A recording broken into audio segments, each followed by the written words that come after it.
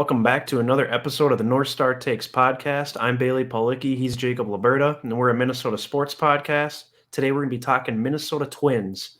And we haven't talked Twins in a while, but there's obviously some big news with the Twins as they signed Byron Buxton to a 7-year, $100 million contract extension to keep probably the most talented Twins player in a long time, to keep him around for 7 more years. Obviously, there's the injury history with Buxton, and you got some people that are like, why are you paying a guy this much money? It averages out to roughly $14 million a year. And I don't know, man, like at some point Buxton's got to play like 120 games, right? Like he's not going to just keep playing 70, 80 games. He's going to, I doubt he'll get through a season fully healthy ever. But really it's just about how much of a good chunk of a season you can have him for, because he's gotten to the point now where if he's playing, he's really freaking good. Like the amount of times he was injured last year, every single time he came back, he was hitting well. Obviously, his fielding's great. So, what are your overall thoughts on this? I know Buxton's probably your favorite athlete in Minnesota total. So, what are your thoughts on bringing him back and having him for the long haul? Yeah, I'm ecstatic. Buxton's my guy. He's my number one player in Minnesota among all these teams that we follow. So this is great news for me. I mean, I'm repping the Buxton jersey right now. I know you can't see the back of it, but this guy is a superstar. I think he's a top 5 player in the MLB. I know people can criticize me for that all they want, but he's the ultimate 5-tool player. I mean, he can literally do it all. He can roam in center field with he has a great glove and instincts. You know, the speed is definitely there, and then the arm too. I think that's kind of underrated. And he can hit balls out of the ballpark. He can hit for average. He can steal a ton of bases at a successful rate. I mean, he does even all the little things you don't even think of at the top of your head, like how many more infield hits he creates compared to ground outs, just because he can beat out slow rollers, and how many more singles he turns into doubles just because he has just ridiculous speed compared to everybody else. So he just brings all these little things, and then he's a clear face of the franchise. So I think that's huge to lock him down, just because I think this is the team goes as he goes these last few years with Rocco. It's night and day difference as far as the win losses go for the Twins when Buxton is in the lineup and when he's not. So I think that's all you really need to know, because in this business, all that really matters at the end of the day is winning. And I think Buxton's a huge contributor to that. I think this is also a sign of the front office committing to trying to win right now and not in the future. So I think that's huge too for fans to get excited about even next year and probably 2023. So it's a great day to be a Twins fan, I think. And I think he's just one of a line now of great, honestly, really fantastic center fielders, from Kirby Puckett back in the day when we won the 2 World Series championships. And then you had Torrey Hunter there for a while, who was part of some good Twins teams in the early 2000s. And now we got Buxton. So I think this is huge for the organization. I think this is great. I think it's a great deal for both sides. I think for the Twins, they're paying $14 million, which when you look at the other players in the league at a similar talent level to Buxton, they're making way more than he is. And then from Buxton's side, I think this is great that it has those incentives built in, where if he does play a whole season, he's going to be in that MVP conversation, and then he's going to get way more millions of dollars. And if he's at that point, then sure, definitely shell out the money for that, because he deserves it, because he'd be playing. I think he's an MVP every time he's playing a sustained stretch of games. I mean, he was the player of the month by a long shot last year in April. So I can ramble on and on and on about Buxton, but just a great start to the offseason for the Twins. I think people forget like how on fire Byron Buxton was to start the season last year. I mean, he came out on a tear.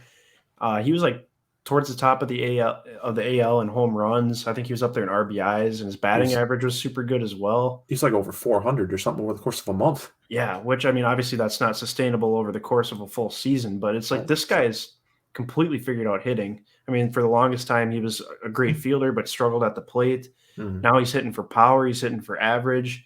He's, like you said, he's just a complete 5-tool player. And getting him locked up long term is clearly ideal for this team. I mean, like you said, he's a face of the franchise, which quite frankly, this team needs. I mean, if you lose Byron Buxton, you're basically saying we're going to be in a 2 to 3 year rebuild at the minimum. And we don't have a face of the franchise currently. I mean, you could maybe argue Jorge Polanco, but like he's not the super flashy player that Byron Buxton is. So, you bring Buxton back. You still got Polanco. You still got Donaldson. Most of your guys are coming back, really. So, I mean, you'll sprinkle in some young guys with Kirilloff and Larnach, but then it remains to be seen what's done with the pitching staff. As we're closing in on the deadline here as we're recording this. We're a few hours away from the deadline for the CBA locking out in the MLB, and who knows how long this lockout's going to last. Some people are concerned it's going to go into the regular season. Some people think we might not have a season at all. So, I mean, hopefully that's not the case. But as of now, the Twins have really only signed like one free agent pitcher, and that's Dylan Bundy, who, I mean, not a flashy name by any means, and that's just kind of a classic Twins signing.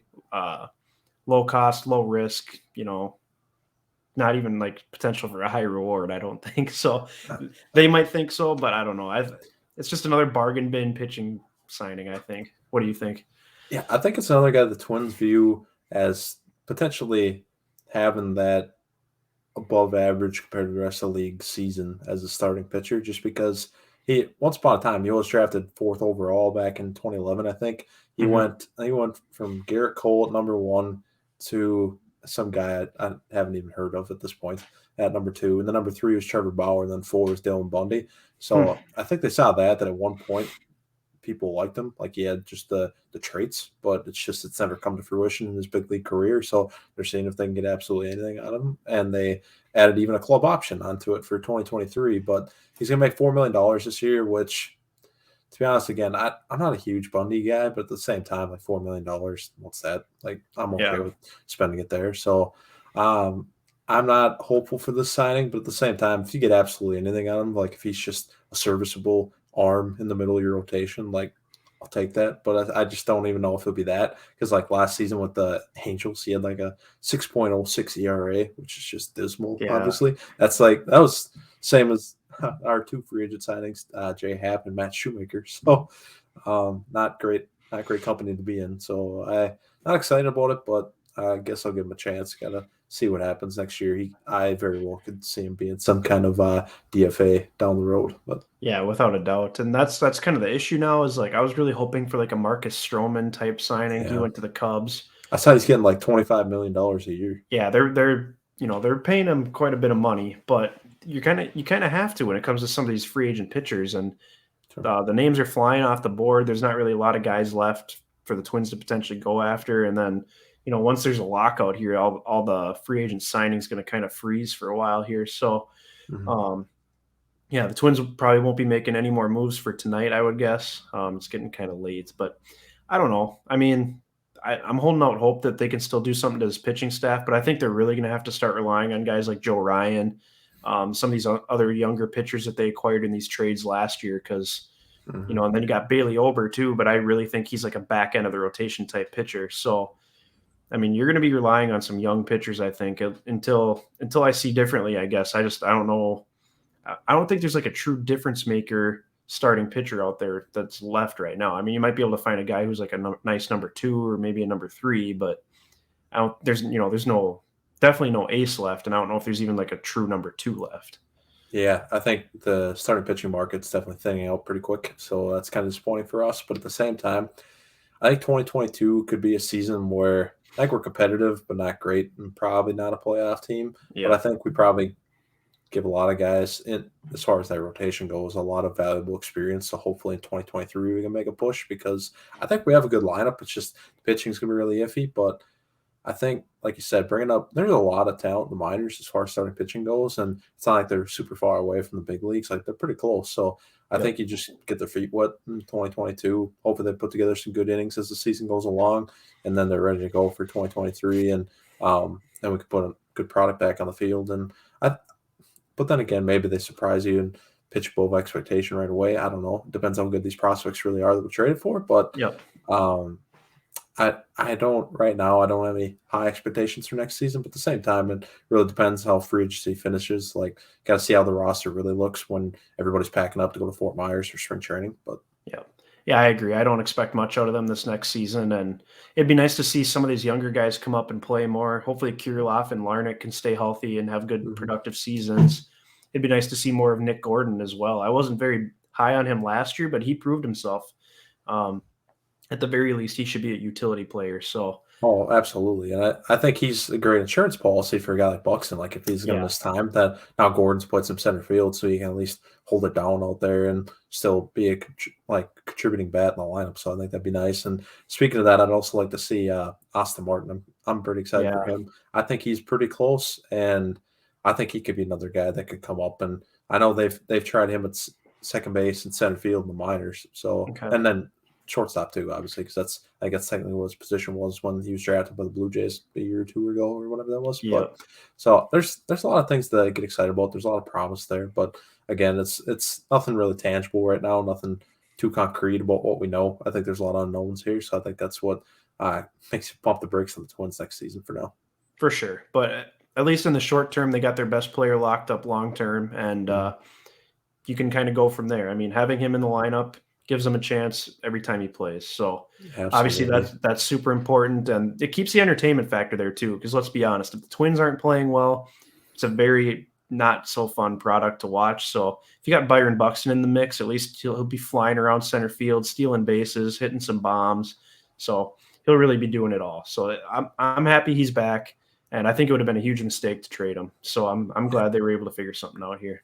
I agree. Everybody should be excited about this Buxton extension. I think uh, you got to start with franchise cornerstone, I think, and then build out the rest of your team around them to field the winner. And I think Major League Baseball, is a league where I think you can emerge as a good team and contend for a championship in more realistic time frame than I think it, like if you look at the other leagues in pro sports. I think what I'm trying to say is it could be easier to build a winner, like a realistic winner in Major League Baseball than these other leagues. Yeah, just because baseball tends to be kind of random sometimes, and typically teams that are hot at the end of the season that get into the playoffs are the ones that end up making the runs. So Exactly. yeah, in baseball you always have a chance, but Mm-hmm. the Twins might just be a couple of years away from that. But we'll see. Maybe. Anything can happen. But Mm-hmm. that's going to do it for this edition of the North Star Takes podcast. If you're new to the channel or you're a Minnesota sports fan, please hit that subscribe button and give this video a like as well. Feel free to give us a follow on both Twitter and Instagram, and leave your comments below how you're feeling about having Byron Buxton back for the long term, what you think this does for the Twins' chances, and maybe some other moves you'd like to see the Twins make once this lockout eventually ends up getting resolved. So thanks for watching.